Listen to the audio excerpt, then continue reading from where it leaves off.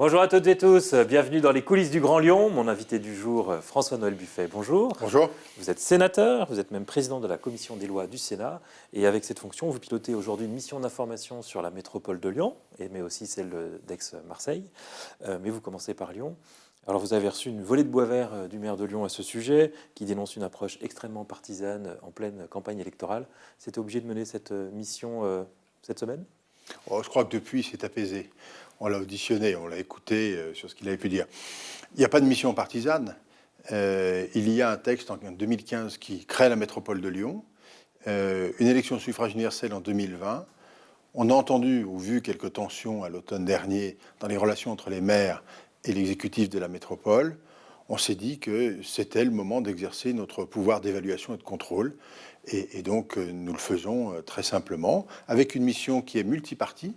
Je veux dire, chaque groupe politique qui est présent à la commission des lois a un représentant, donc il n'y a pas de difficulté là-dessus. Et donc, on fonctionne très librement.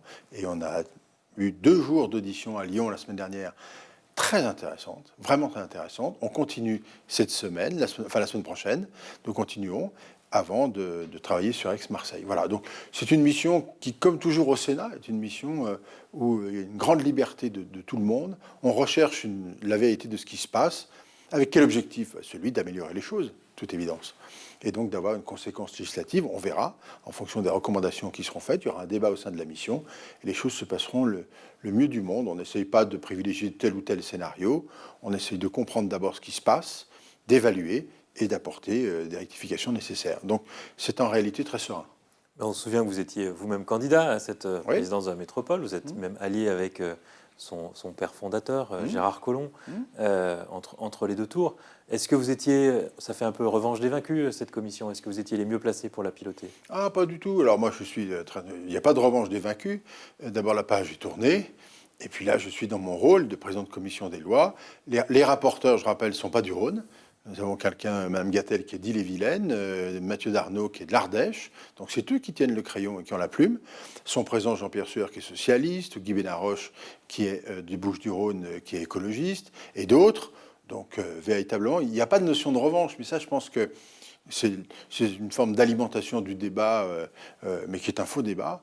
Il y a vraiment la volonté d'aboutir. Il ne faut pas oublier une chose, je voudrais préciser quand même, c'est que la métropole de Lyon, c'est quelque chose de très nouveau, sous forme de collectivité locale.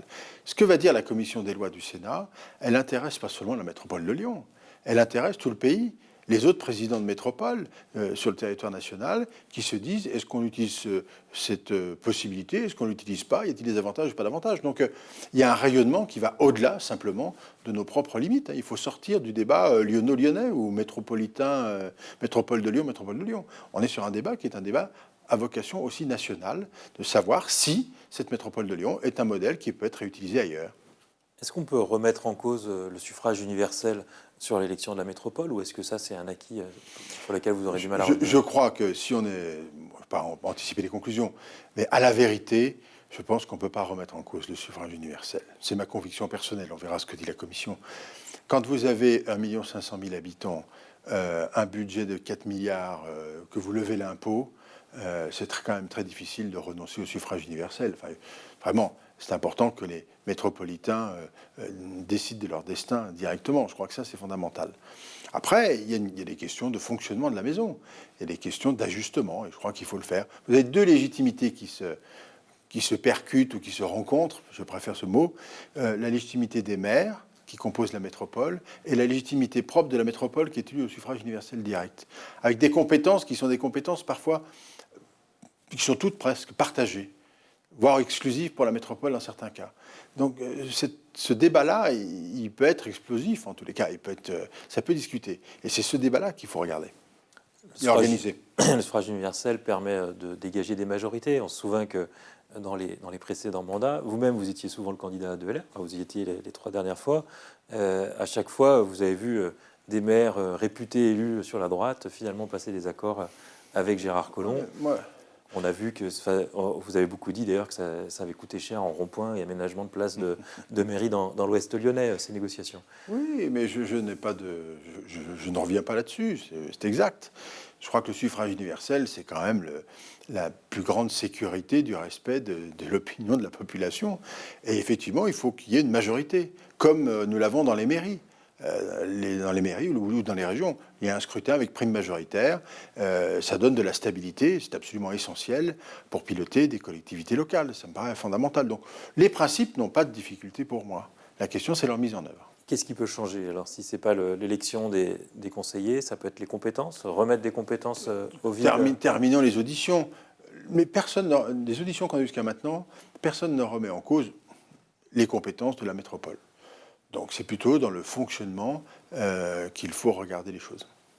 Et l'articulation maire-exécutif de la métropole, quel qu'il soit, ce n'est pas une question de personne. Ponctuellement, ça peut être une question de personne. Mais l'enjeu, c'est d'avoir un système qui soit pérenne. Je veux dire, nous ne sommes que de passage. Il faut penser aussi qu'il y en aura d'autres élus après nous, et heureusement d'ailleurs. Et il faut qu'il y ait un outil qui fonctionne.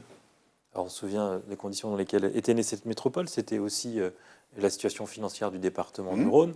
Je me souviens que Michel Mercier avait laissé un département qui était presque au dépôt du bilan, avec beaucoup de scandales financiers.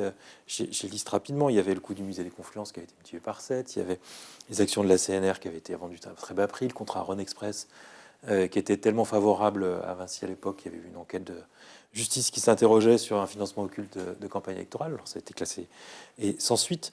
Mais toute cette situation financière qui a justifié aussi la création de la métropole, parce que le département avait besoin de trouver une issue à cette impasse, c'est pas l'objet de votre enquête. C'est pas le genre de sujet sur lequel vous travaillez.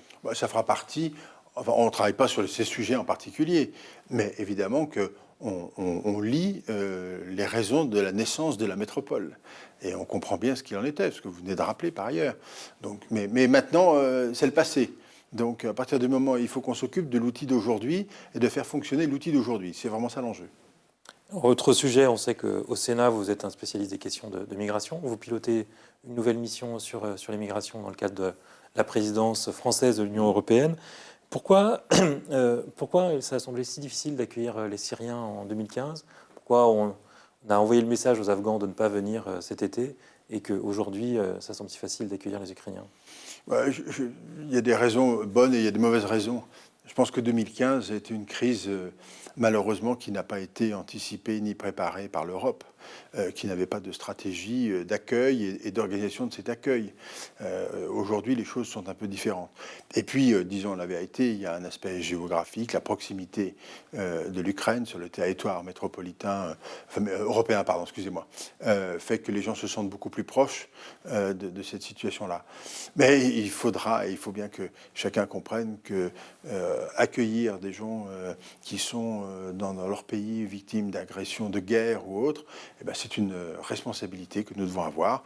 Et l'objectif de la mission, c'est bien de préciser les choses et de savoir comment l'Europe doit se comporter dans ces situations-là.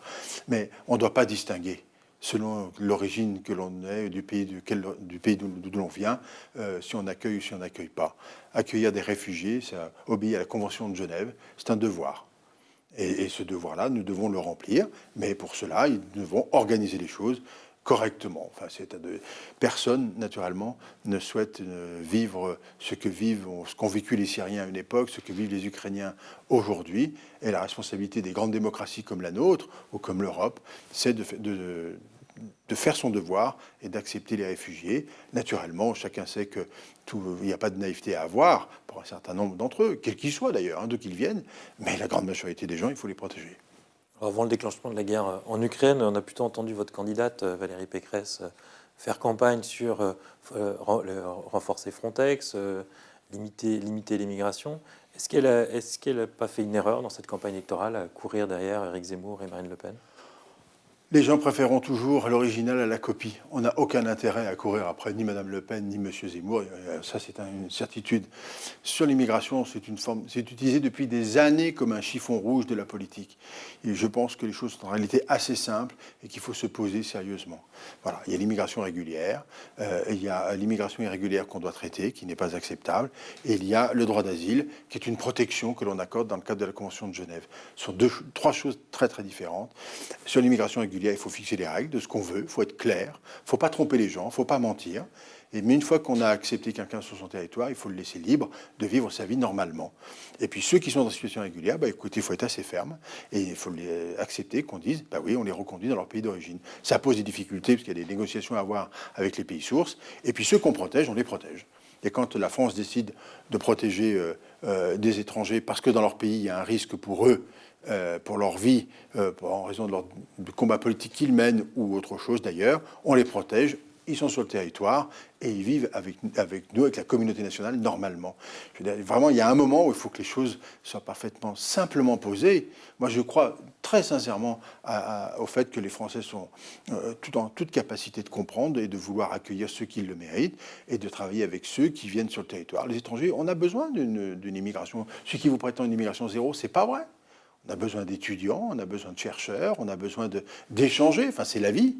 La seule chose, c'est qu'il faut que la règle soit claire et qu'elle soit respectée. Et une fois qu'on est dans cet esprit-là, je crois, qu'on est capable de faire de l'immigration un non-sujet, si je puis dire. Parce que c'est un peu ça l'enjeu, quelque part. Et que ce ne soit pas le chiffon rouge qui alimente des débats délétères, parfois insupportables, qu'ils soient d'extrême droite ou d'extrême gauche, d'ailleurs. Parce que je pense que la solution n'est ni à l'extrême droite, ni à l'extrême gauche. Elle est bien plus équilibrée que ça.